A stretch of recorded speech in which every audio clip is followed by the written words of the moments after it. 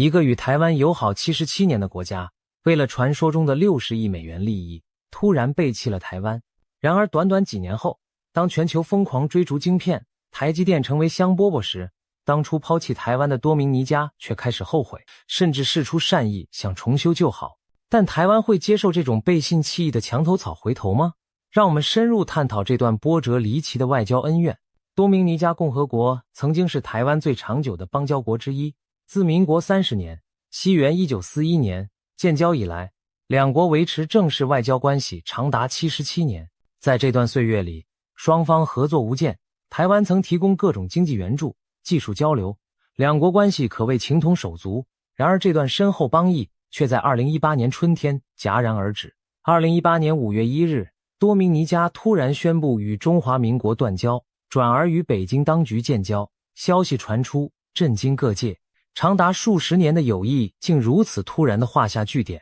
更令人错愕的是，多明尼加断交的理由并非台湾有所亏待，而是因为看上了北京开出的巨额利益。台湾外交部长吴钊燮在记者会上痛批多明尼加总统梅迪纳无视与台湾多年来的合作情谊，接受了中国虚幻的承诺。根据台湾掌握的情报，北京以约莫60亿美元的大笔投资贷款大饼为诱饵，诱惑多明尼加转向。这笔巨额利益包括基础建设投资、道路兴建、发电厂等各种甜头，是台湾这样的中等国家难以匹敌的数字。面对中国的金钱攻势，多明尼加最终选择倒向北京，让台湾政府和人民深感愤怒与心寒。事实上，多明尼加早有倒向迹象。更让台湾感到被戏耍的是，就在断交前不久，台湾才刚送上一份厚礼。2017年底，台湾基于邦谊援助，多明尼加军方获赠价值3500万美元的军事装备，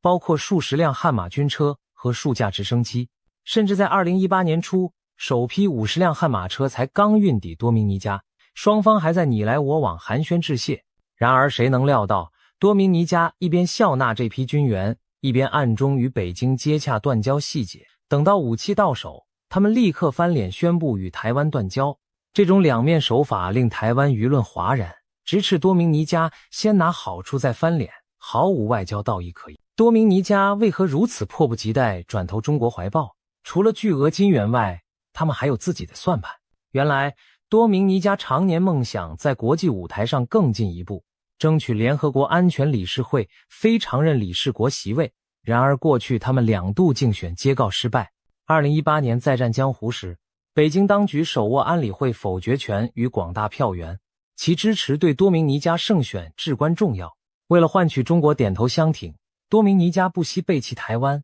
不出所料，在获得中国明里暗里的支援下，多明尼加果然成功当选联合国非常任理事国。对他们来说，台湾多年情谊竟抵不过权位与利益的诱惑，让人不胜唏嘘。断交消息一出，台湾方面强烈谴责所谓金钱外交操作。吴钊燮愤慨表示，多明尼加接受了中国投资援助的虚假承诺，忽视了多年来台湾对其经援与合作的真诚付出。台湾民众也群情激愤，纷纷指责多明尼加政府背信忘义。一夜之间，双边所有合作计划全面暂停。驻多明尼加的中华民国大使馆紧急降下青天白日，满地红国旗，办理人员撤离。多年来辛苦经营的农业技术团、医疗团也被迫撤回，当地受益的计划通通喊停。对台湾而言，这不仅是外交挫折，更是一种被朋友背叛的痛心滋味。相对的，多明尼加立即从中国那边换来热络的姿态。北京当局在圣多明各火速设立大使馆，高调宣称两国关系揭开新篇章。多明尼加总统梅迪纳也喜气洋洋，准备迎接来自中国的经济大礼包。据透露，北京为拉拢多明尼加开出了分量惊人的条件，包括提供4亿美元给多国修建高速公路，1.6亿美元资金用于重大建设项目，3亿美元协助建造新的天然气发电厂等等。此外，还有额外低息贷款与投资，合计承诺金额号称高达数十亿美元之谱。这对发展中国家多明尼加而言，无疑是天文数字的诱惑。他们仿佛一夕之间拿到一张通往繁荣的门票，满心以为傍上中国这座大财主，未来将前途无量。为了兑现对中国的示好2018年9月，多明尼加正式欢迎中国外长王毅访问，隆重剪彩开张中国大使馆。接着，同年11月，总统梅迪纳亲自率领大规模代表团前往北京朝圣，随行的除了政府高官，还包括多明尼加国内各界巨甲权贵，掌控糖业、能源的富豪家族，经营燃气与零售业的大老板，航空与旅游业巨子，甚至国内主要媒体集团的老板们都一同登上飞机。北京方面对这批靠向自己怀抱的新朋友相当照顾，大手笔安排签署一系列合作协议。短短访华行程中，双方据称签订了14项协议备忘录，内容涵盖贸易、投资、文化等领域。梅迪纳满载而归，向国人炫耀这次出访成果丰硕。然而，仔细分析这些协议，却发现当中很多只是象征意义的框架文件，真正能立刻带来的收益有限。有消息指出，当时签订的项目价值加总其实不到1亿美元，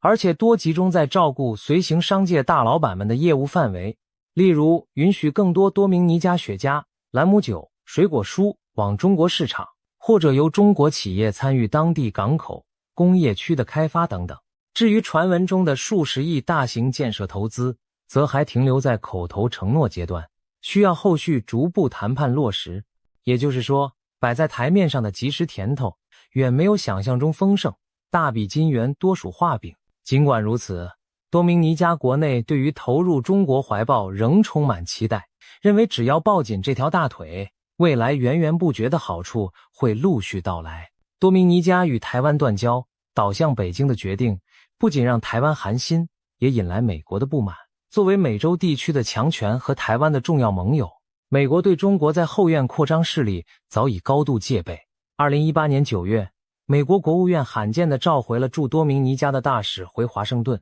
讨论此事，以表达严重关切。几乎同一时间，对萨尔瓦多、巴拿马等近期同样与台湾断交、投入中国怀抱的国家，美国也采取了类似动作。美国政府公开谴责北京在中美洲和加勒比地区以金元换影响力，破坏台海现状。美方的强硬反应让多明尼加意识到此举可能付出与美国关系受损的代价。果不其然，在接下来几年里，美国对多明尼加的影响开始悄然显现。2019年至2020年，多明尼加成功坐上联合国安理会非常任理事国席位，但也亲身感受到大国角力的压力。2020年，美国时任国务卿庞培欧亲自访问多明尼加，明言提醒多国新政府要对中国投资保持警觉。值得一提的是，就在多明尼加完成与北京建交2年后，该国政坛发生了变化。2020年7月，多明尼加总统大选反对党胜出，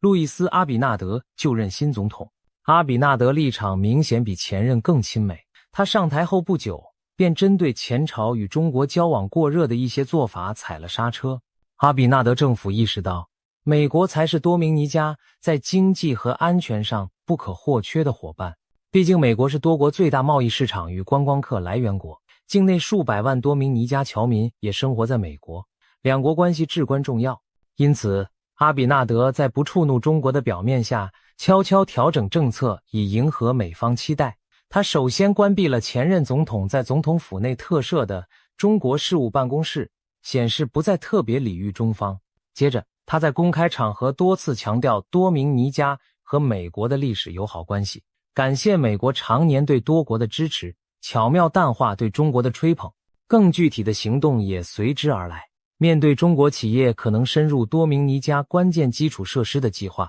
阿比纳德开始设置防火墙。他宣布多明尼加不会让中国企业涉足战略敏感领域，例如大型港口的开发经营以及未来的 5G 电信建设等。这项宣示直接影响到中国原本对多国沿海港口的投资野心。此前，中国曾表态有兴趣参与多明尼加北部曼萨尼罗港的扩建升级工程，甚至可能投资兴建新港口，作为一带一路在加勒比的支点。但在阿比纳德划下红线后，中资港口计划被搁置下来，多明尼加转而寻求其他伙伴发展港口经济。例如阿拉伯联合大公国的 DP World 公司后来扩大投资了多国靠近首都的考塞多商港，取代了中国资金的空缺。在电信领域，阿比纳德同样与美国步调一致，他暗示将避免使用中国华为等公司的 5G 设备，以免为国家安全带来风险。对北京而言，多明尼加的新态度无疑泼了一盆冷水。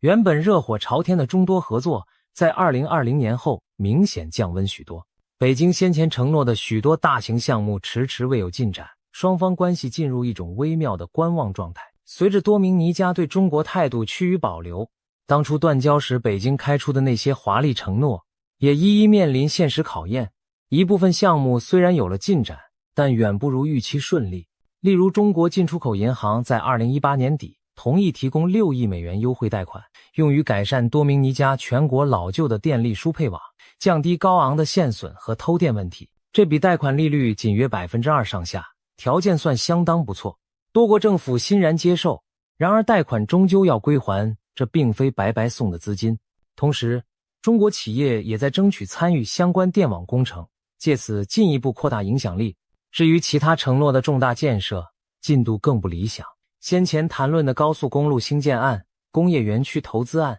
有的停留在可行性研究，有的因资金细节谈不拢而搁置。最引人瞩目的港口开发案则直接卡关。由于多明尼加政府转态，明令禁止中国插手战略港口，原本中国有意投资的曼萨尼罗港计划几乎胎死腹中。另一方面，中国对多明尼加的贸易虽然在建交后迅速扩大，但也带来巨额逆差。多明尼加涌入大量廉价中国商品，冲击本地制造业，而多国想出口到中国的产品，除了糖、雪茄、兰姆酒等少数几样，在竞争激烈的中国市场上实难占到便宜。换言之，多明尼加消费者商人买了更多中国货，但中国市场并没有向他们完全打开。长远看，经济利益能否如当初想象般丰厚，开始令人怀疑。值得注意的是，新冠疫情在2020年爆发后，这些问题更加凸显。疫情重创多明尼加经济，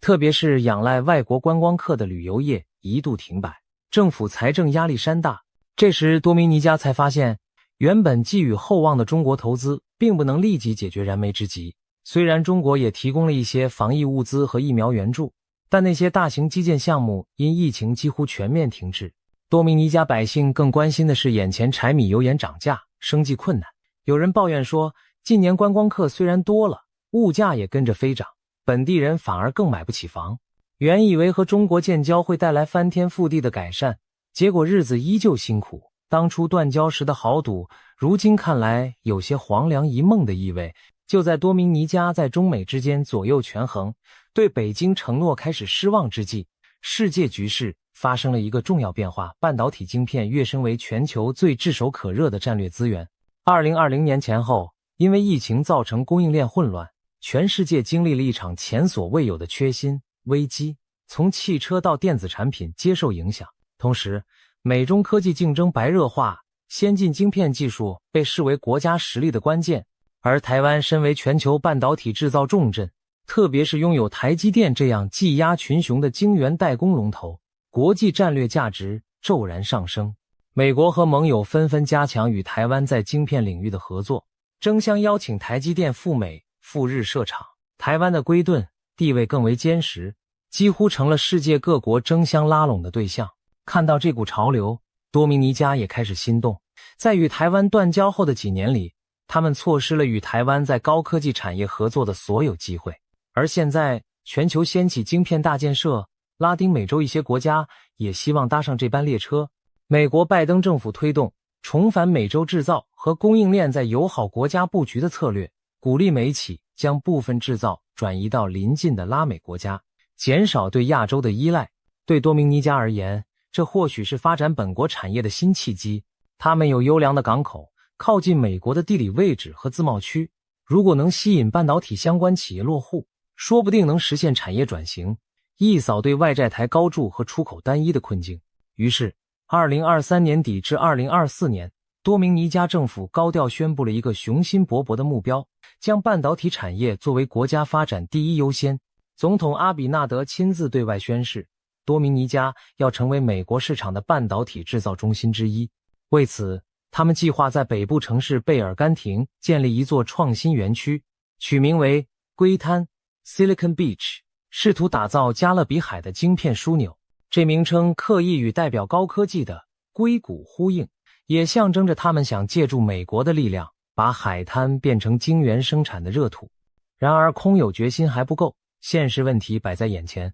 多明尼加过去从未涉足半导体制造，缺乏技术基础与人才储备，他们既没有上游的芯片设计能力，也没有下游的封装测试经验，更遑论最核心的晶圆制造技术。要从零开始建立半导体产业，难度极高，投入庞大，绝非一朝一夕之功。多明尼加经济部长自己也坦言，这个目标还非常遥远，但即便如此，他们仍希望透过政策宣示来吸引国际关注和资金。毕竟有梦最美，希望相随。多国政府相信，只要开放怀抱，提供诱因，就可能引来国际企业投资，把梦想变成现实。为了推销龟滩计划，多明尼加可谓不遗余力。2023年底，他们派出部长级代表团赴美奔走游说，积极会见美国国务院和国际开发署等部门高层，争取美方的指导与支持。今年2024年5月，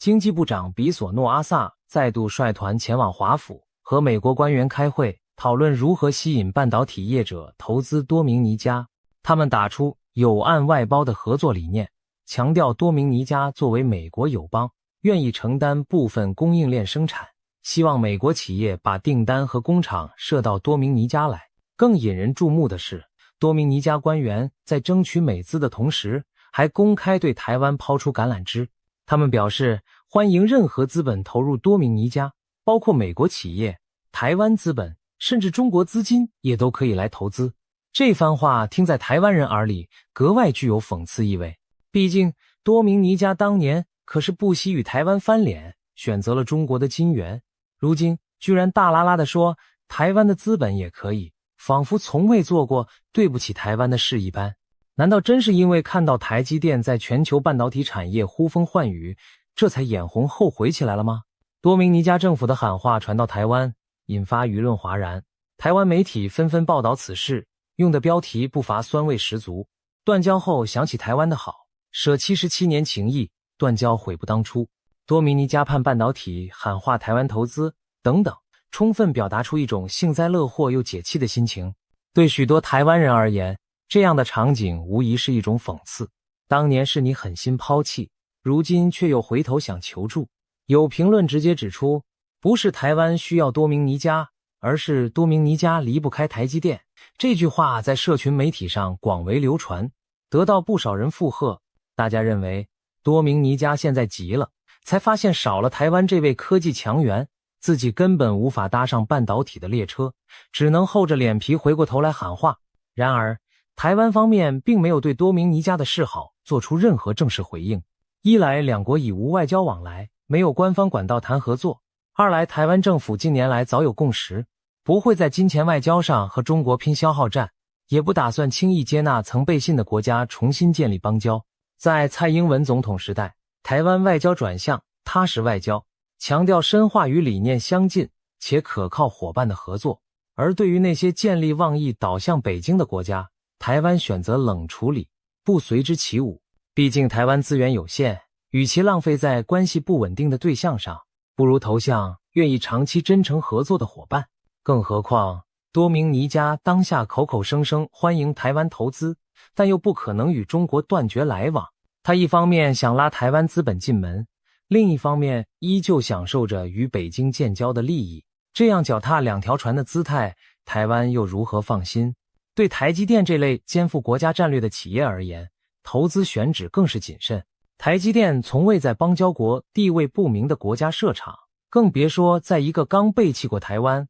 且仍与中国关系密切的地方建立半导体生产线。无论是政治风险、知识产权保护，还是供应链上下游配套，多明尼加目前都不具备成为台积电投资据点的条件。可以想见，多明尼加的喊话在台湾只换来一片冷笑声，并没有企业真会因此就跑去签约投资。有句老话，机会只有一次，错过就不再来。多明尼加如今的处境可谓活生生印证了这点。当初他们得到了台湾数十年的无私协助，本可趁着全球科技起飞的浪潮与台湾深化合作，发展出新兴产业。然而他们在关键时刻选择了短视的利益，把老朋友一脚踢开。结果呢，中国的承诺很多落空，美国的援助因不信任而缩手，新兴产业也没搭上线。时至今日，他们想发展半导体，却发现巧妇难为无米之炊，只能四处跪求外援。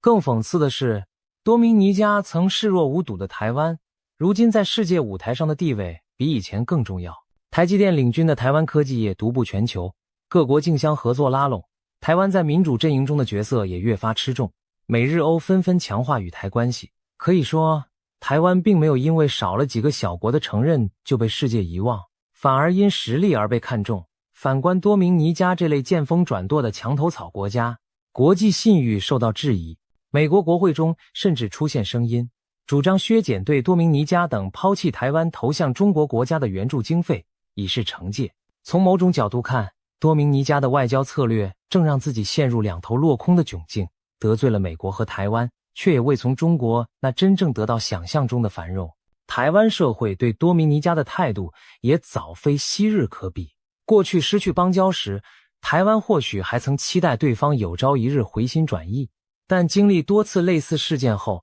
如今的台湾更趋成熟冷静。大家明白，与其强留不忠的朋友，不如经营务实互惠的伙伴关系。那些离开台湾的国家，如果没有强烈的价值观转变和诚意，台湾不会再浪费资源去讨好。况且，北京当局也不允许刚到手的战利品轻易逃回台湾怀抱。多明尼加想回头，除非他们愿意承担得罪中国的后果，断然重建邦交，否则说再多好听话也是徒劳。多明尼加从抛弃台湾到现在求助台湾，前后不过短短几年，却戏剧性地体现了国际政治中的信义二字有多重要。对台湾而言，这桩外交变局虽然充满唏嘘，但也带来一丝正义得到伸张的快意背叛者终究为自己的选择付出了代价。当初那张60亿美元的中国牌看似亮眼，最后却成了一场空头支票，而背弃的台湾靠着自身实力成了别人眼中的香饽饽。这种峰回路转的反转剧情，不禁让人联想到一句话：此一时也，彼一时也。展望未来，多明尼加会不会有真正忏悔的一天？或许有那么一天，他们发现中国给的不过如此，美国与台湾才是长久可靠的伙伴，到时可能不得不重新选边站。然而信任一旦摧毁，就难以重建。即使有朝一日多明尼加再次想与台湾建交，台湾人民心中的伤痕和疑虑也不会轻易消失。外交没有永远的朋友或敌人，但诚信却是长久合作的基石。总而言之，台湾不缺少朋友，缺少的是不会背叛的朋友。多明尼加的故事警示了所有国际舞台上的角色，短期利益易逝，唯有信义长存。当台积电的荣光照耀全球时，曾经错判情势的决策者是否会午夜梦回，悔恨当初的一念之差，我们不得而知。但可以肯定的是，台湾早已走出伤痛，昂首朝前。而那位当初头也不回离去的老友，如今纵使想回头，也只能望着台湾冷峻的背影，自叹弗如。